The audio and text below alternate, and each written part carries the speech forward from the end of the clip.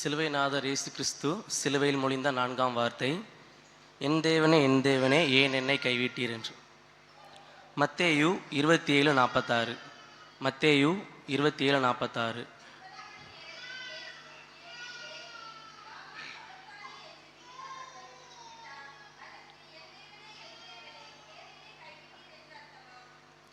இயேசு கிறிஸ்து ஆணிகளால் அடிக்கப்பட்டு சிலுவையில் மிகுந்த வேதனையுடனே கூட தான் இந்த வார்த்தையை தேவனை பார்த்து கேட்கிறார், என் தேவனே என் தேவனே ஏன் என்னை கைவிட்டீர் என்று. நம்ம வேதத்தில் பார்க்குறோம், இயேசுவும் பிதாவும் ஒரே ஐக்கியமாக இருக்கிறாங்க. இயேசு மத்தேயு புஸ்தகத்தில் பார்க்குறோம், இயேசு நிறைய அற்புதங்கள் செஞ்சுருக்கிறாரு. அதுவுமின்றி அவர் பிதாவினுடைய ஒரே பேரான குமாரனாக இருந்தும் அவர் ஏன் பிதாவை பார்த்து அந்த வார்த்தை கேட்டார், என் தேவனே ஏன் என்னை கைவிட்டீர் என்று. நம்ம சங்கீதம் 22:1 எடுத்து பார்த்தோம்னா, யாராவது எடுத்தவங்க வாசிக்கலாம்.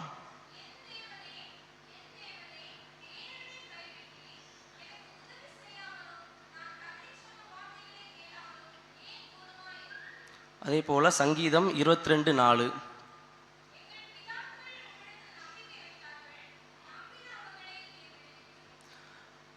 பழைய ஏற்பாட்டில் தாவீது வேதனையில் இருக்க நேரம் பிதாவை பார்த்து கேட்கிறார், என் தேவனே ஏன் என்னை கைவிட்டீர் என்று. அதே வார்த்தையை தான் இயேசுவும் பிதாவை பார்த்து கேட்கிறார், என் தேவனே ஏன் என்னை கைவிட்டீர் என்று. நம்ம வேதத்தில் பார்க்கிறோம், பிதாவும் இயேசுவும் ஒரே ஐக்கியமாக இருக்கிறாங்க. அவருக்கும் பிதாவுக்கும் இடையிலான உறவு துண்டிக்கப்பட்டு போகிறது.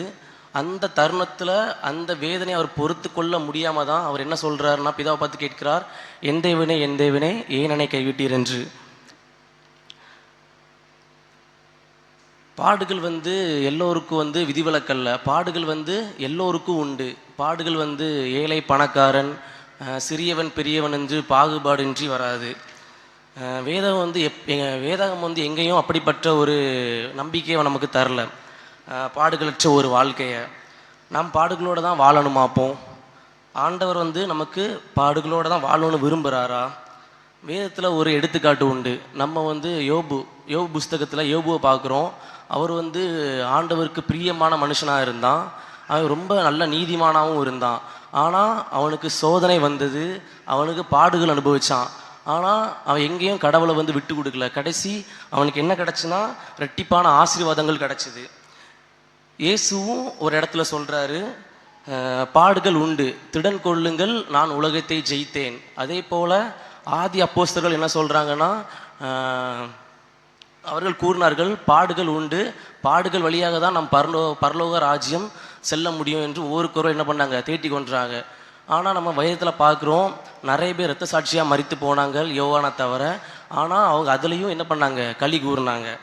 அடுத்ததாக நம்ம ரோமர் 8:19 மற்றும் 22 எடுத்தவர்கள் யாராவது வாசிக்கலாம். ரோமர் 8:19 மற்றும் 22.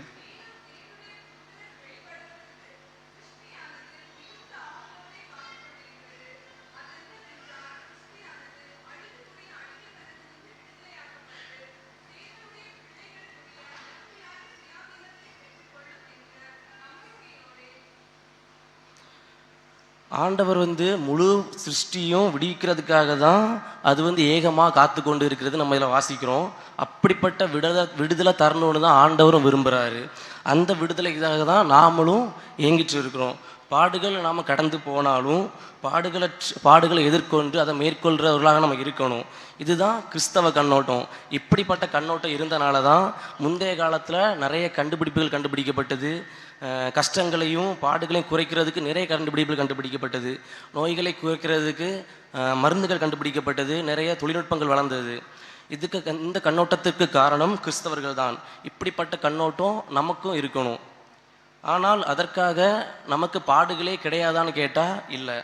ஆனால் கடவுள் புதிய படைப்பை உருவாக்கும் போது விடுவிக்கிறது வரைக்கும் நாமளும் அதற்கு ஒரு மாதிரி போல் இந்த உலகத்தில் நம்ம வாழ வேண்டும். பாடுகள் வந்தாலும் பாடுகளை நம்ம மேற்கொள்கிறதுலையும் அதை எதிர்கொள்கிறதுலையும் பாடுகள் இல்லாத ஒரு சூழ்நிலையும் ஒரு சமுதாயத்தையும் நம்ம முயற்சி பண்ணுறவங்களாம் நம்ம இருக்கணும். பாடுகள் இல்லாத ஒரு புதிய உலகம் வரப்போகுது. ஆனால் நாம் அதற்கு சும்மா இருக்காமல் முந்தைய காலத்தில் நிறைய கண்டுபிடிப்புகள் கண்டுபிடிச்சது போல் நாமளும் ஏதாவது செய்யணும். ஒரு எடுத்துக்காட்டு நம்ம பார்க்கலாம். 18ஆம் நூற்றாண்டில் வாழ்ந்த சார் ஜேம்ஸ் யங் சிம்சன். அவர் வந்து ஒரு மருத்துவர். அவர் வந்து அந்த காலத்தில் வந்து அறுவை சிகிச்சை வந்து பண்ணுறதா இருந்துச்சுன்னா அவங்களுக்கு வந்து கான்ஷியஸோடு தான் பண்ணுவாங்க. அவங்களுக்கு வந்து ஞாபகம் இருக்கும், அவங்க வந்து வலியை அனுபவிப்பாங்க. இதை பார்த்து அவர் வந்து ரொம்ப வருத்தப்பட்டார். அப்போது ஒரு வேதத்தில் வாசிச்சுட்டு இருக்கும்போது ஆண்டவர் வந்து ஆதாமுக்கு வந்து ஆழ்ந்த நித்திரையை உண்டு பண்ணினாருன்ற வாசிக்கிறாரு. இந்த எடுத்துக்காட்டு வழியாக அவர் என்ன எடுத்தாருன்னா, நம்மளும் மயக்க மருந்து கண்டுபிடிக்கணும் அப்படின்னு வந்து நிறைய வந்து மேற்கொண்டார். ஆனால் அவர் நிறைய பாடுகள் அனுபவித்தார், நிறைய கஷ்டங்கள் அனுபவிச்சாங்க, எல்லாருமே அவர் கிண்டல் பண்ணாங்க. ஆனால் அதையும் தாண்டி அவர் கண்டுபிடிச்சார். அதனால தான் நமக்கு வந்து அந்த காலத்தில் நிறைய கஷ்டங்கள் இருந்து, ஆனால் இப்போ நம்ம நிறைய எளிதாக வந்து நம்ம வந்து அடைகிறோம்.